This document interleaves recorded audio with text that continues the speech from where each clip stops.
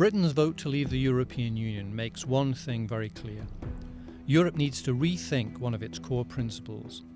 This is the so-called fourth freedom, meaning free movement of people in addition to the EU's guarantee of free trade in goods, services and capital. A degree of control over immigration policy needs to be given back to national governments.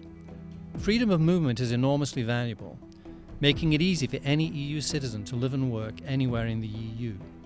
And it fits with the EU's ambition to build an ever closer union, which is why it's been granted a kind of sacred status. Europe's leaders insist that the four freedoms are indivisible.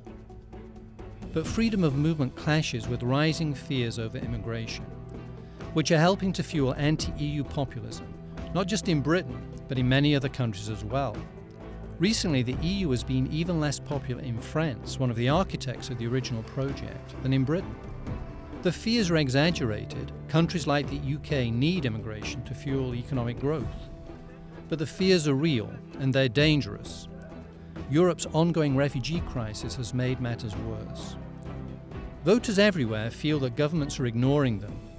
This helps explain not just Brexit and the rise of parties like the National Front in France, but Donald Trump's success in the United States too. We have to stop people from pouring into our country.